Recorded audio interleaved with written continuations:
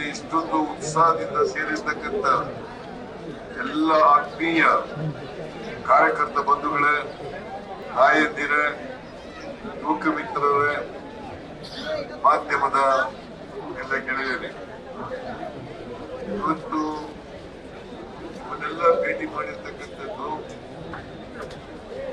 ಕಾಂಗ್ರೆಸ್ ಪರವಾಗಿ ನಿಮ್ಮ ಮತ ಯಾಚನೆಗೋಸ್ಕರ ಬಂದಿದ್ದೀವಿ. ಈ ಚುನಾವಣೆ ಬಹಳ ಮಹತ್ವದ ಚುನಾವಣೆ.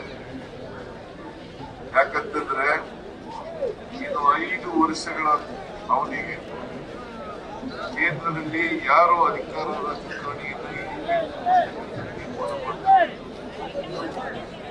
10 ವರ್ಷಗಳಿಂದ ಬಿಜೆಪಿಯ ನರೇಂದ್ರ ಮೋದಿ ಅವರು ಪ್ರಧಾನಮಂತ್ರಿಯಾಗಿದ್ದಾರೆ. 2014ರಲ್ಲಿ ನಡೆದಂತ ಲೋಕಸಭಾ ಚುನಾವಣೆಯಲ್ಲಿ ನರೇಂದ್ರ ಮೋದಿ ಅವರು ಅನೇಕ ಭರವಸೆಗಳನ್ನ ಕೊಟ್ಟಿದ್ದರು. ಈ 10 ವರ್ಷಗಳಾದರೂ ಕೂಡ ನರೇಂದ್ರ ಮೋದಿ ಅವರು ಕೊಟ್ಟಿದ್ದಂತ ಭರವಸೆಗಳನ್ನ ಈಡೇರಿಸಿದಾರಾ ಇಲ್ವಾ ಅಂತಕ್ಕಂಥದ್ದನ್ನು ನಾವೆಲ್ಲ ನರೇಂದ್ರ ಮೋದಿ ಅವರು ಹೇಳಿದ್ರು, ದೇಶದಲ್ಲಿ ಕಪ್ಪು ಹಣ ಇದೆ. ಕಾಂಗ್ರೆಸ್ನ ಲೀಡರ್ಗಳು, ಬೇರೆ ಬೇರೆ ಶ್ರೀಮಂತರುಗಳು ಅಲ್ಲೆಲ್ಲ ಕಪ್ಪು ಹಣ ಇಟ್ಟಿದ್ದಾರೆ, ಭ್ರಷ್ಟಾಚಾರದ ಹಣ. ಅದಕ್ಕೋಸ್ಕರ ಆ ಹಣನೆಲ್ಲ ವಾಪಸ್ ತಗೊಬರ್ತೀನಿ ನಾನು.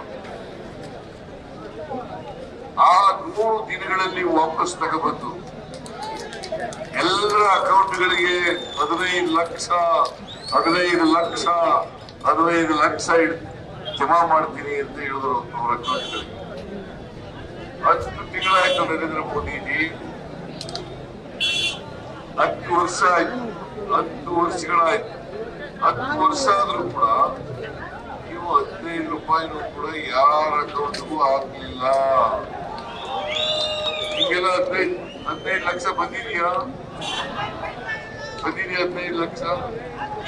ನರೇಂದ್ರ ಮೋದಿ 10 ವರ್ಷ ಆಡಳಿತ ಮಾಡಿ ಸುಳ್ಳು ಹೇಳಿದ್ರು ಅಲ್ವಾ? ಆಮೇಲೆ ಈ ದೇಶದ ನಿರುದ್ಯೋಗಿ ಯುವಕ ಯುವತಿಯರಿಗೆ ವರ್ಷಕ್ಕೆ 2 ಕೋಟಿ ಉದ್ಯೋಗಗಳನ್ನು ಸೃಷ್ಟಿ ಮಾಡುತ್ತೇನೆ, 2 ಕೋಟಿ ಉದ್ಯೋಗಗಳನ್ನು ಸೃಷ್ಟಿ ಮಾಡ್ತೇನೆ, ನಿರುದ್ಯೋಗದ ಸಮಸ್ಯೆಯನ್ನ ಬಗೆಹರಿಸ್ತೇನೆ ಅಂತ ಹೇಳಿ ಜನತೆಗೆ ಆಶ್ವಾಸನೆ ಕೊಟ್ಟು ಪ್ರಮಾಲೋಕವನ್ನು ಸೃಷ್ಟಿ ಮಾಡುದು. ಈಗ 10 ವರ್ಷಗಳಾಯ್ತು. ವರ್ಷಕ್ಕೆ 2 ಕೋಟಿ ಉದ್ಯೋಗ ಅಂತಂದ್ರೆ 20 ಕೋಟಿ ಉದ್ಯೋಗಗಳನ್ನು ಸೃಷ್ಟಿ ಮಾಡಬೇಕಾಗಿತ್ತು ನರೇಂದ್ರ ಮೋದಿ. ಈಗೇನಾದ್ರೂ ಯುವಕರಿಗೆ ಕೆಲಸ ಕೊಟ್ಟಿದಾರ? ಉದ್ಯೋಗ ಸೃಷ್ಟಿ ಮಾಡಿದ್ರ? ಆ ಯುವಕರು ಉದ್ಯೋಗ ಕೊಡಿ ಅಂತ ಕೇಳಿದ್ರೆ ಪಕೋಡ ಮಾರಕ್ ಕೊಡಿ ಅಂತ ಹೇಳಿದ್ರು. ಪಾಪ ಪೋಸ್ಟ್ ಗ್ರಾಜುಯೇಷನ್, MBBS, BCom ಮಾಡಿರ್ತಕ್ಕಂಥ ಅನೇಕ ಜನ ವಿದ್ಯಾರ್ಥಿನಿಯರು ಪಾಪ ಪಕೋಡ ಮಾರಕ್ ಹೋಗಿ ಅಂತೇಳಿ ಅತ್ಯಂತ ಬೇಜವಾಬ್ದಾರಿಯ ಹೇಳಿಕೆಯನ್ನ ನರೇಂದ್ರ ಮೋದಿ ಅವರು ಕೊಡ್ತಾರೆ. ಇವರು ದೇಶದ ಪ್ರಧಾನಮಂತ್ರಿ ಆಗಲಿಕ್ಕೆ ಲಾಯಕ ಅಥವಾ ನಾಲಾಯಕ ಅಂತಕ್ಕಂಥ. ಅವರು ನಾಲಾಯಕ ಅಂತ ಅಂದ್ಮೇಲೆ ಅವ್ರ ಪಾರ್ಟಿ ಓಟ್ ಹಾಕ್ತೀರಾ?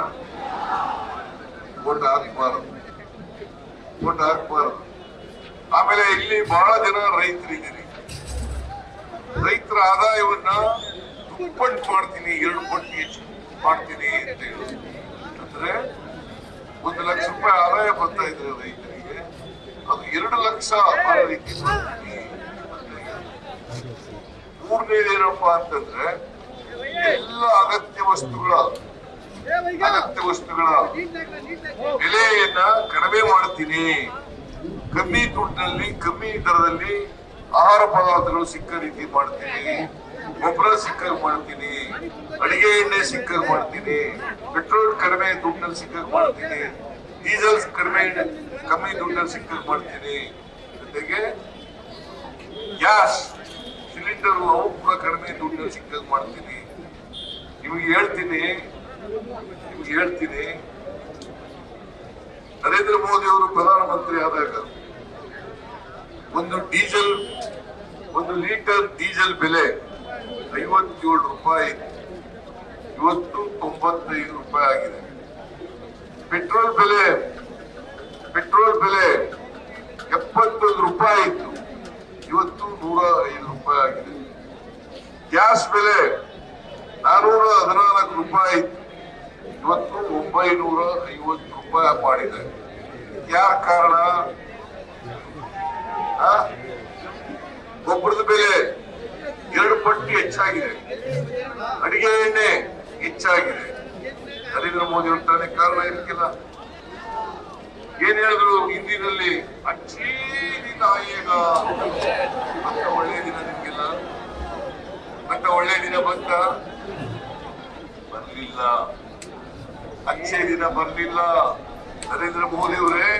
ಅದರ ಬದಲಾಗಿ ಕೆಟ್ಟ ದಿನಗಳು ಬಂದ್ಬಿಟ್ಟು ಇವತ್ತು ದೇಶಕ್ಕೆ ಕೆಟ್ಟ ದಿನಗಳು ಬಂದಿದ್ದವ ಇಲ್ಲ, ಕೆಟ್ಟ ದಿನಗಳು ಬಂದಿದ್ದ ಆಹಾರ ಪದಾರ್ಥಗಳೆಲ್ಲ ತೆಗೆದುಕೊಂಡು ಅದಕ್ಕೆ ನಾವು ತೀರ್ಮಾನ ಮಾಡೋದು. ಕಳೆದ ವಿಧಾನಸಭಾ ಚುನಾವಣೆಯಲ್ಲಿ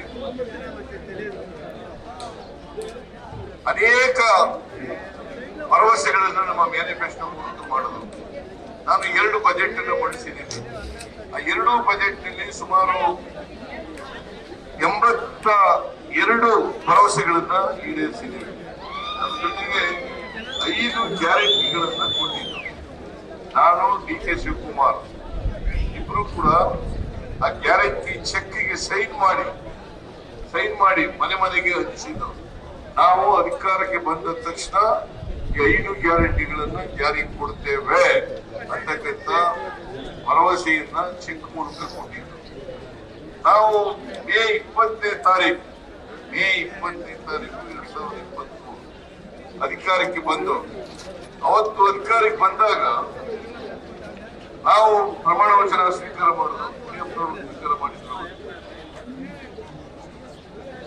ಮಾಡಿದ್ರು. ನೇರವಾಗಿ ನಾನು DK ಶಿವಕುಮಾರ್, ಮುನಿಯಪ್ಪ, ನಾವೆಲ್ಲ ಪರಮೇಶ್ವರ, ನಾವೆಲ್ಲರೂ ಕೂಡ ಕ್ಯಾಬಿನೆಟ್ ಆಗಿ ಹೋಗಿ ಅವತ್ತೇ ತೀರ್ಮಾನ ಮಾಡೋದು 5 ಗ್ಯಾರಂಟಿಗಳನ್ನ ಜಾರಿ ಮಾಡತಕ್ಕಂತ ಆದೇಶವನ್ನು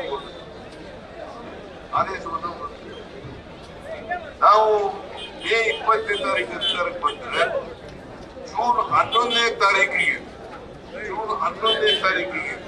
ಶಕ್ತಿ ಯೋಜನೆಯನ್ನು ಜಾರಿಗೆ ಕೊಟ್ಟು ಅವತ್ತಿನಿಂದ ಇವತ್ತಿನವರೆಗೆ 192 ಕೋಟಿ ಮಹಿಳೆಯರು ಫ್ರೀಯಾಗಿ ಬಸ್ನಲ್ಲಿ ಪ್ರಯಾಣ ಮಾಡಿದ್ದಾರೆ.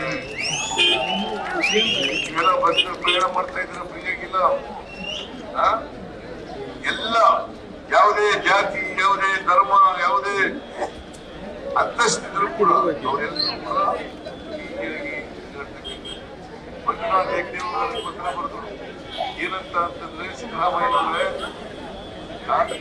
ವೀರೇಂದ್ರ ಹೆಗ್ಡೆ ಅವರು ಧರ್ಮಸ್ಥಳದ ಮಂಜುನಾಥ ಸ್ವಾಮಿ ವೀರೇಂದ್ರ ಹೆಗ್ಡೆ ಅವರು ಪತ್ರ ಬರೆದ್ರು ನನಗೆ. ಏನಂತಂದ್ರೆ, ಸಿದ್ದರಾಮಯ್ಯನವರೇ, ನೀವು ಶಕ್ತಿ ಯೋಜನೆಯನ್ನ ಜಾರಿಗೆ ಕೊಟ್ಟು ಬಹಳ ಒಳ್ಳೆ ಕೆಲಸ ಮಾಡಿದ್ದೀರಿ. ನಮ್ಮ ದೇವಸ್ಥಾನಕ್ಕೆ ಭಕ್ತಾದಿಗಳ ಸಂಖ್ಯೆ ಜಾಸ್ತಿ ಆಗಿದೆ, ಆದಾಯನೂ ಕೂಡ ಜಾಸ್ತಿ ಆಗಿದೆ. ಈಗ ಎಲ್ಲ ಭಕ್ತಾದಿಗಳು ಬರೀ ದೇವಸ್ಥಾನಕ್ಕೆ ಹೋಗಲ್ಲ, ಪ್ರೇಕ್ಷಣೀಯ ಸ್ಥಳಗಳಿಗೂ ಕೂಡ ಹೋಗ್ತಾರೆ, ಅವರ ತವರು ಮನೆಗಳಿಗೂ ಹೋಗ್ತಾರೆ, ಅವ್ರ ಮನೆಗಳಿಗೂ ಹೋಗ್ತಾರೆ. ಗಾರ್ಮೆಂಟ್ ಫ್ಯಾಕ್ಟರಿ ಹೆಣ್ಮಕ್ಳಿಗೆ ಅನುಕೂಲ ಆಗ್ತಕ್ಕಂಥ ರೀತಿಯಲ್ಲಿ ಇದನ್ನ ನಾವು ಮಾಡ್ತೀವಿ.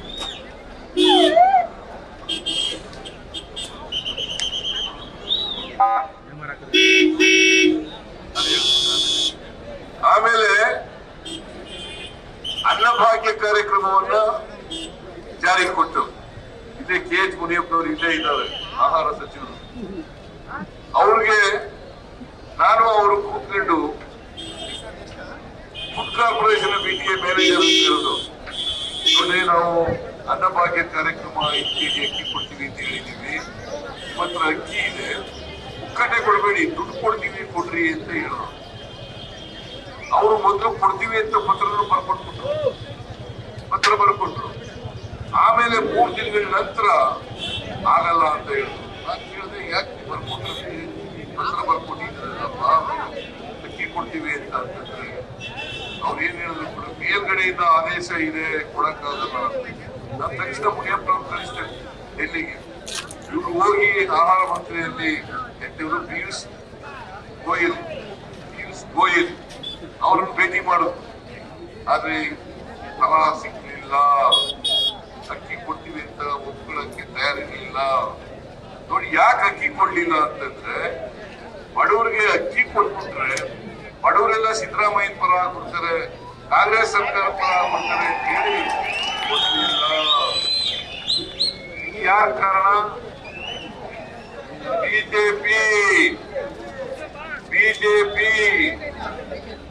ಬಿಜೆಪಿ ಕಾರಣ.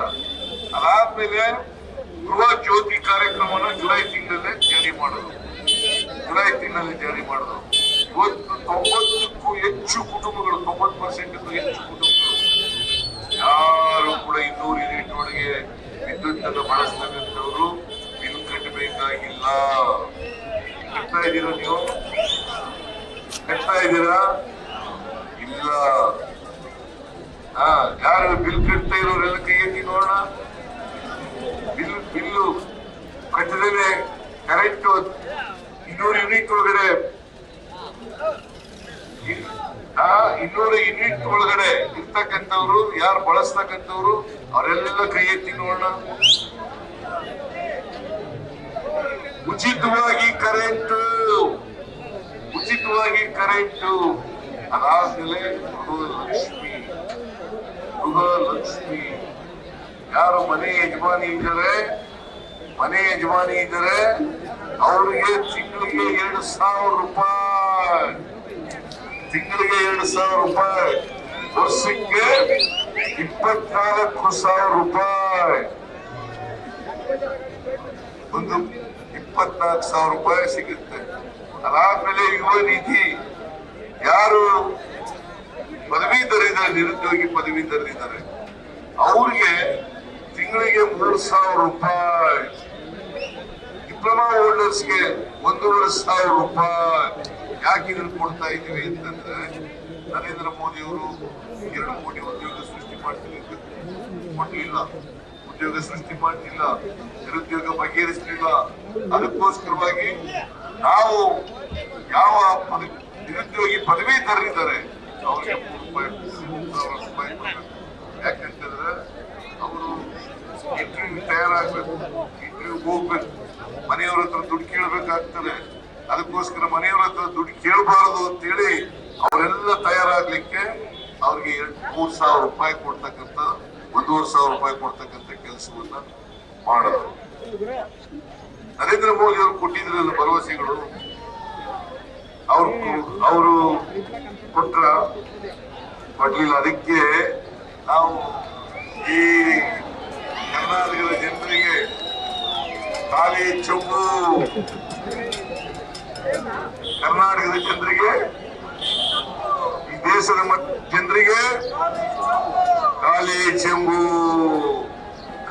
ಚೆಂಬನ್ನ ಕೊಟ್ಟರು. ಅದಕ್ಕೋಸ್ಕರ ಇದನ್ನು ಹೇಳಿದಾಗ ದೇವೇಗೌಡರು ನಿನ್ನೆ ಚಿಕ್ಕಬಳ್ಳಾಪುರ ಬಂದಿದ್ರು ನರೇಂದ್ರ ಮೋದಿ ಅವರು. ದೇವೇಗೌಡರು ಚಿಕ್ಕಬಳ್ಳಾಪುರದಲ್ಲಿ ನರೇಂದ್ರ ಮೋದಿ ಅವರ ಸಭೆನ ಅಟೆಂಡ್ ಮಾಡಿದ್ರು. ಅಲ್ಲಿ ಏನಂತ ಹೇಳಿದ್ರೆ, ಈ ಖಾಲಿ ಚೆಂಬನ್ನು ತೋರಿಸಿ ಮನಮೋಹನ್ ಸಿಂಗ್ ಅವರ ಸರ್ಕಾರ, ಇವರು ಮಂತ್ರಿಯಾಗಿದ್ರು ಆಗ, ಮನಮೋಹನ್ ಸಿಂಗ್ ಅವರ ಸರ್ಕಾರ ಖಾಲಿ ಚೆಂಬು ಕೊಟ್ಬಿಟ್ಟು ಹೋಗಿತ್ತು. ಈಗ ನರೇಂದ್ರ ಮೋದಿ ಅವರು ಅಕ್ಷಯ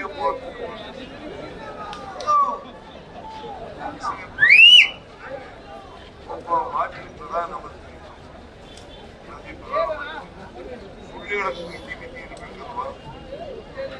ಸುಳ್ಳು ಇತಿಮಿತಿ ಇರ್ಬೇಕಲ್ವಾ?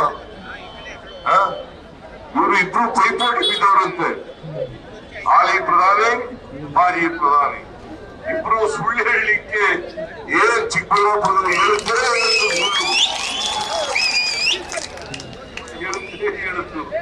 ಅದರಿಂದ ಇವೆಲ್ಲ ಅರ್ಥ ಮಾಡ್ಕೋಬೇಕು.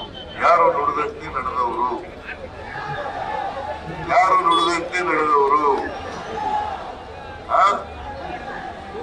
ನಾವು ನುಡಿದಂತೆ ನಡೆದಿದ್ದೇವೆ, ಕೊಟ್ಟ ಮಾತಿನಂತೆ ನಡ್ಕೊಂಡಿದ್ದೇವೆ. ಹಿಂದೆ ನಾವು ಮುಖ್ಯಮಂತ್ರಿ ಆಗಿರುವಾಗ 2013ರಿಂದ 2018 ಮುಖ್ಯಮಂತ್ರಿ ಆಗಿದ್ದೇವೆ. ಆಗ ಕೊಟ್ಟಿದ್ದಂತ 165 ಭರವಸೆಗಳಲ್ಲಿ 158 ಭರವಸೆಗಳನ್ನ ಈಡೇರಿತು. 158 ಭರವಸೆ. ಅದರ ಜೊತೆಗೆ ಇನ್ನೂ 30 ಹೊಸ ಕಾರ್ಯಕ್ರಮಗಳನ್ನ ಕೊಟ್ಟರು. ಅನ್ನಭಾಗ್ಯ ಮಾಡಿದವರು ಯಾರು? ಕೃಷಿ ಭಾಗ್ಯ ಮಾಡಿದವರು ಯಾರು? ಕ್ಷೀರ ಭಾಗ್ಯ ಮಾಡಿದವರು ಯಾರು? ಕ್ಷೀರಧಾರೆ ಮಾಡಿದವರು ಯಾರು? ಮೈತ್ರಿ ಮಾಡಿದವರು ಯಾರು? ಮನುಷ್ಯನಿ ಮಾಡಿದವರು ಯಾರು? ಇಂದಿರಾ ಕ್ಯಾಂಟೀನ್ ಮಾಡಿದವರು ಯಾರು? ವಿದ್ಯಾಶ್ರೀ ಮಾಡಿದವರು ಯಾರು? ಸಾರಿ ಭಾಗ್ಯ ಮಾಡಿದವರು ಯಾರು? ಸೌಭಾಗ್ಯ ಮಾಡಿದವರು ಯಾರು? ಯಾರು ಓಟ್ ಕೊಡ್ಬೇಕು? ಯಾರು ಓಟ್ ಕೊಡ್ಬೇಕು? ಸಾರಿ ಭಾಗ್ಯ,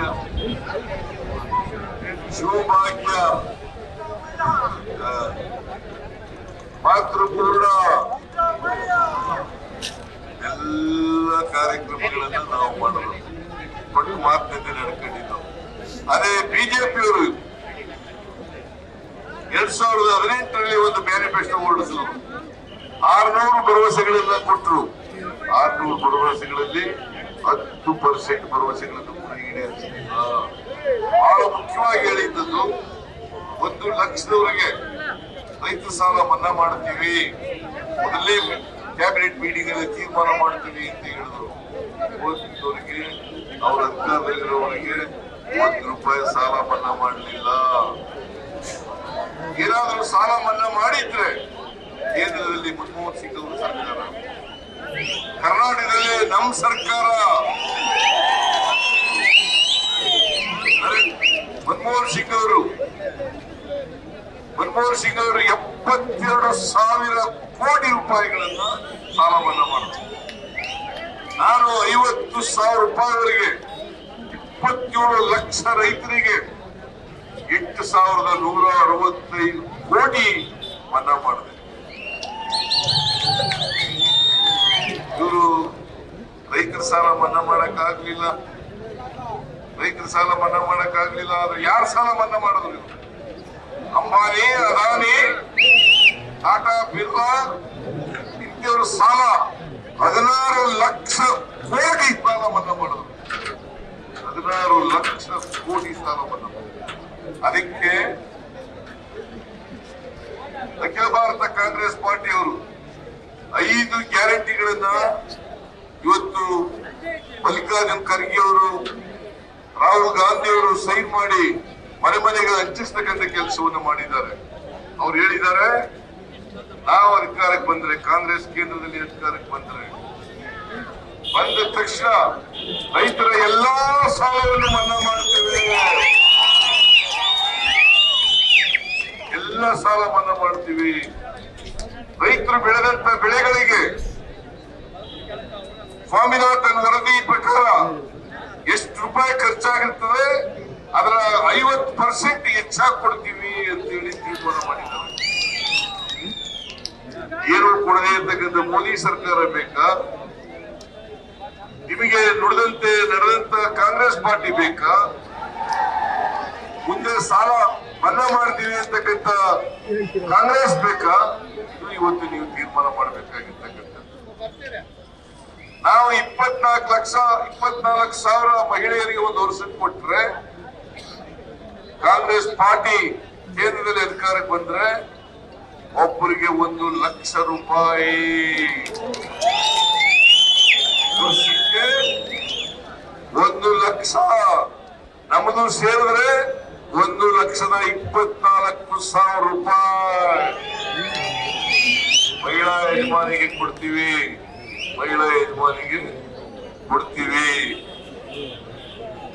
ಆಮೇಲೆ ಕಾರ್ಮಿಕರಿಗೆ NREGS ನಲ್ಲಿ 400 ರೂಪಾಯಿ ಪ್ರತಿದಿನ ಕೂಲಿ ಕೊಡ್ತಕ್ಕಂಥದನ್ನ ತೀರ್ಮಾನ ಮಾಡ್ತೇವೆ. ಜಾತಿ ಜನಗಣತಿಯನ್ನು ಮಾಡ್ತೇವೆ. ಯಾಕಂತಂದ್ರೆ ಯಾರು ಬಡವರನ್ನ ಗುರುತಿಸಿ ಯಾವ್ಯಾವ ಜಾತಿ ಬಡವರಿದ್ದಾರೆ ಆ ಜಾತಿ ಬಡವರಿಗೆಲ್ಲ ಮೇಲಕ್ಕೆ ಎತ್ತಕ್ಕಂತ ಪ್ರಯತ್ನ ಮಾಡ್ಲಿಕ್ಕೋಸ್ಕರವಾಗಿ ಜಾತಿ ಗಣತಿ ಆಗ್ಲೇಬೇಕು ಅಂತೇಳಿ ನಾನು ಕರ್ನಾಟಕದಲ್ಲಿ ಮಾಡಿದ್ದೆ. ಈಗ ಇಡೀ ದೇಶದಲ್ಲಿ ಮಾಡ್ತೀವಿ ಅಂತೇಳಿ ಕಾಂಗ್ರೆಸ್ ಪಾರ್ಟಿಯವರು ಹೇಳ್ತಾ ಇದ್ದಾರೆ. ಮತ್ತೆ ಪ್ರತಿಯೊಬ್ಬರಿಗೆ ಬಡವರಿಗೆ ಈ ಆರೋಗ್ಯ ಇನ್ಶೂರೆನ್ಸ್ 25 ಲಕ್ಷದವರೆಗೆ ಆರೋಗ್ಯ ಇನ್ಶೂರೆನ್ಸ್ ಮಾಡ್ತೀವಿ ಅಂತ ಹೇಳಿದ್ದಾರೆ. ಯಾವುದೇ ಹಾಸ್ಪಿಟಲ್ ಅಲ್ಲಿ ಪ್ರತಿಯೊಬ್ಬರಿಗೂ ಕೂಡ 25 ಲಕ್ಷದವರೆಗೆ ಇನ್ಶೂರೆನ್ಸ್ ಮಾಡಿಕೊಡ್ತಕ್ಕಂಥದ್ದು. ನಿರುದ್ಯೋಗಿ ಯುವಕರಿಗೆ 1 ಲಕ್ಷ ರೂಪಾಯಿ ಕೊಡ್ತಕ್ಕಂಥದನ್ನ ಘೋಷಣೆ ಮಾಡಿದ್ದಾರೆ.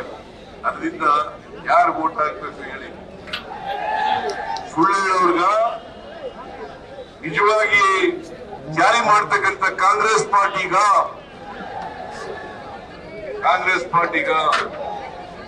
ಅದಕ್ಕೆ ಕಾಂಗ್ರೆಸ್ ಪಾರ್ಟಿಯಿಂದ ಒಬ್ಬ ಯುವಕ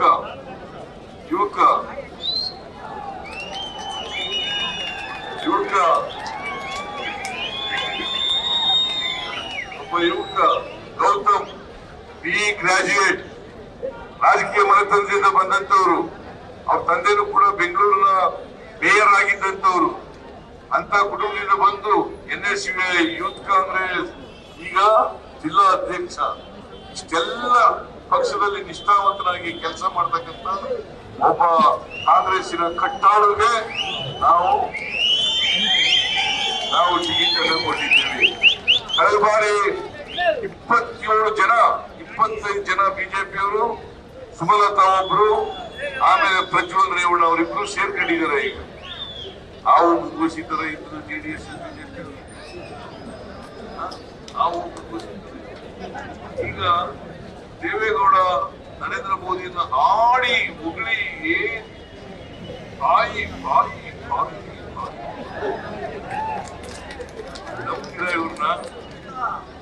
ನಂಬ್ತೀರಾ ಇವ್ರನ್ನ ನಂಬಾರದು. ದೇವೇಗೌಡರು ಯಾಕೆ ಇಷ್ಟೊಂದು ಕೀಳುಮಟ್ಟಿಗೆ ಇಳಿದುಬಿಟ್ರು ನನಗಂತೂ ಬಹಳ ಕೆಳಮಟ್ಟಿಗೆ ಇಳಿದುಬಿಟ್ಟಿದ್ದಾರೆ. ಮಾಜಿ ಪ್ರಧಾನಿ ಏನೋ ರೈತರ ಮಗ ಪ್ರಧಾನಮಂತ್ರಿ ಆದಂತ ನಾವೆಲ್ಲ ಖುಷಿ ಪಡ್ತಾ ಇದ್ದು.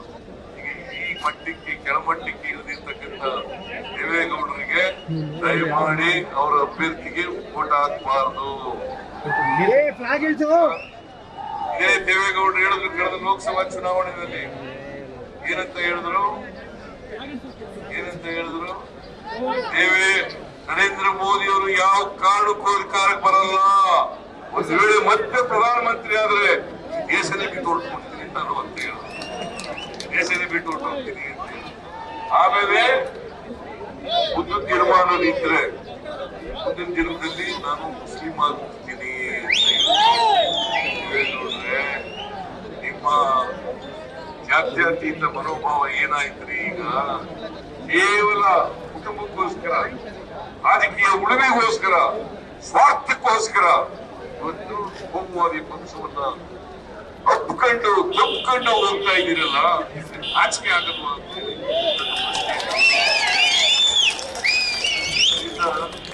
ಅಲಯನ್ಸ್ ಮಾಡ್ಕೊಂಡಿದ್ದಾರೆ ಈಗ ಬಿಜೆಪಿ. ಯಾಕೆ ಗೊತ್ತಾ? ಹೆದರಿಕೆ ಅವರಿಗೆ, ಕಾಂಗ್ರೆಸ್ ಬಗ್ಗೆ ಹೆದರಿಕೆ.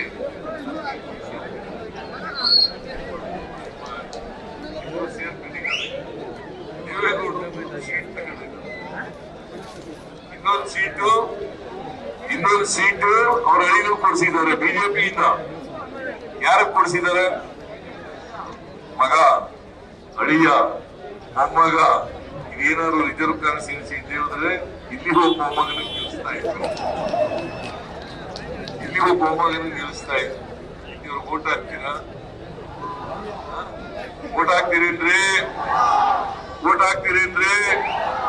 ದಯಮಾಡಿ ಕಾಂಗ್ರೆಸ್ಸಿಗೆ. ಆಮೇಲೆ ಈ ಮಾರ್ಕೆಟ್ ಇಂಟರ್ನ್ಯಾಷನಲ್ ಮಾರ್ಕೆಟ್ ಆಗಬೇಕು ಅಂತೇಳಿ ರೇಷ್ಮೆ ಗೂಡಿನ ಮಾರ್ಕೆಟ್, ಅದಕ್ಕೆ ದುಡ್ಡು 160 ಕೋಟಿ ಕೊಟ್ಟವ್ರು ಯಾರು? UGD ಕುಡಿಯೋ ನೀರು ಮಾಡಿಕೊಟ್ಟವ್ರು ಯಾರು? 80 ಕೋಟಿ ಬೈತಿ ಸುರೇಶ ಇತ್ತೀಚೆಗೆ ನಿಮ್ಮ ರಾಜೀವ್ ಗೌಡ ಮತ್ತೆ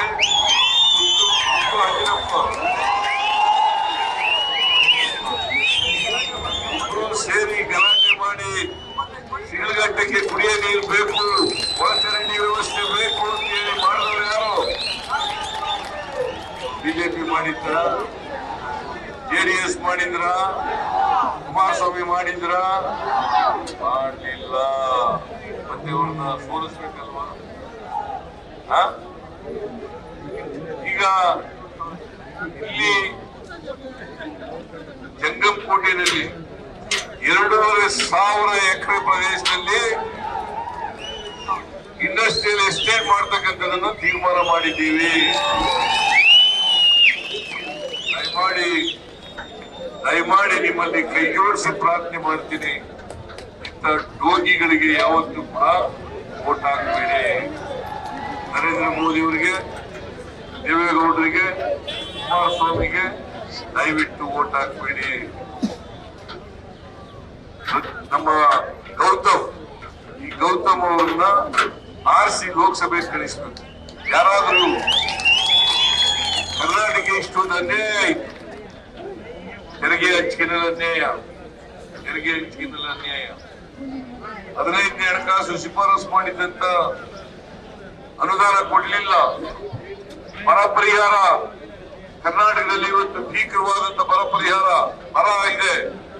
ಬರ ಪರಿಹಾರ ಕೊಡ್ರಿ ಅಂತೇಳಿ ಕೇಳಿದ್ರೆ ₹1 ಕೊಟ್ಟಿಲ್ಲ. ಇವತ್ತಿಗೆ 7 ತಿಂಗಳಾಯ್ತು.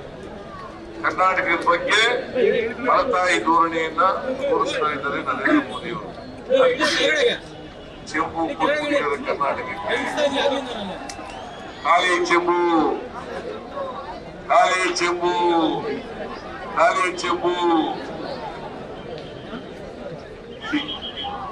ಈ ಖಾಲಿ ಚೆಂಬು ಕೊಟ್ಟವರಿಗೆ ನೀವೇನಾದ್ರು ಬೆಂಬಲಿಸ್ತೀರಾ? ಬೆಂಬಲಿಸಬಾರ್ದು. ನಾವು ನುಡಿದಂತೆ ನಡೆದಿದ್ದೀವಿ, ಒಟ್ಟು ಮಾತಂತೆ ಉಳಿಸ್ಕೊಂಡಿದ್ದೀವಿ. ಬಸವಾದಿ ಶರಣರು ಹೇಗೆ ನುಡಿದಂತೆ ನಡೆದರೋ ಅದೇ ರೀತಿ ಕಾಂಗ್ರೆಸ್ ಪಕ್ಷನೂ ಕೂಡ ನಡೀತದೆ. ಕೇಂದ್ರದಲ್ಲಿ ಅಧಿಕಾರಕ್ಕೆ ಬಂದ್ರೆ ಕಾಂಗ್ರೆಸ್ ಪಕ್ಷ ಇವತ್ತು ಏನ್ ಭರವಸೆಗಳನ್ನು ಕೊಟ್ಟಿದ್ದೀವಿ ಆ ಭರವಸೆಗಳನ್ನೆಲ್ಲ ಈಡೇರಿಸ್ತೀವಿ. ತೆಲಂಗಾಣದಲ್ಲಿ ರಾತ್ರಿ ತಾನೇ ನಮಗೆ ತೆಲಂಗಾಣದ ಮುಖ್ಯಮಂತ್ರಿ ಸಿಕ್ಕಿದ್ರು, ರೇವಂತ್ ರೆಡ್ಡಿ. ಅವ್ರು ಕೇಳಿದೆ ಎಲ್ಲ ಗ್ಯಾರಂಟಿಗಳನ್ನ ಜಾರಿ ಮಾಡಿದ್ರಿ ಅಂತ ಕೇಳಿದೆ. ಅವ್ರು ಹೇಳಿದ್ರು 6ರಲ್ಲಿ 5 ಮಾಡಿದೀವಿ, ಇನ್ನೊಂದು ಕೂಡ ಅದನ್ನು ಕೂಡ ಜಾರಿ ಮಾಡ್ತೀವಿ. ಯಾಕಂದ್ರೆ 100 ದಿನ ಬಂತು, ಅವರು ಅಧಿಕಾರಕ್ಕೆ ಬಂದು 100 ದಿನ ಆಗಿದೆ. ಅವರು ಕೂಡ ಜಾರಿ ಮಾಡ್ತಾರೆ. ಕೇಂದ್ರದಲ್ಲಿ ಕಾಂಗ್ರೆಸ್ ಬಂದ್ರೆ ಅವರು ಕೂಡ ಮಾಡ್ತಾರೆ. ನಮ್ದು ಶಕ್ತಿ ಬರ್ಬೇಕಲ್ಲ, ಶಕ್ತಿ ಬರ್ಬೇಕಾದ್ರೆ ಏನ್ ಮಾಡ್ಬೇಕು? ಇವರ ಕ್ರಮ ಸಂಖ್ಯೆ ಎಷ್ಟು, ಇವ್ರ ಚಿಹ್ನೆ ಯಾವುದು? 26ನೇ ತಾರೀಕು ಇವೆಲ್ಲ ಮತಗಟ್ಟೆಗೆ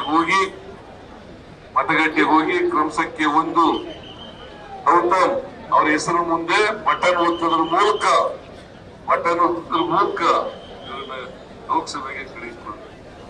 ಇವ್ರನ್ನ ಲೋಕಸಭೆಗೆ ಕಳಿಸ್ಕೊಟ್ರೆ ಕರ್ನಾಟಕ ಪರವಾಗಿ ಮಾತಾಡ್ತಾರೆ, ನಿಮ್ಮ ಧ್ವನಿಯಾಗಿ ಮಾತಾಡ್ತಾರೆ. ಅದಕ್ಕೋಸ್ಕರ ಇವರನ್ನ ಆರಿಸಿ ಕಳಿಸ್ಬೇಕು ಅಂತೇಳಿ ಹೇಳಲಿಕ್ಕೋಸ್ಕರ ನಾವೆಲ್ಲರೂ ಕೂಡ ಬಂದಿದ್ದೀವಿ. ನಿಮ್ಮೆಲ್ರಿಗೂ ನಮಸ್ಕಾರಗಳನ್ನ ಹೇಳಿ ಜೈ ಹಿಂದ್, ಜೈ ಕರ್ನಾಟಕ, ಜೈ ಕಾಂಗ್ರೆಸ್, ಜೈ ಕಾಂಗ್ರೆಸ್. ನ್ಯೂಸ್ ಫಸ್ಟ್, ನಿರ್ಭೀತಿಯಿಂದ ನಿಮ್ಮ ಪರವಾಗಿ.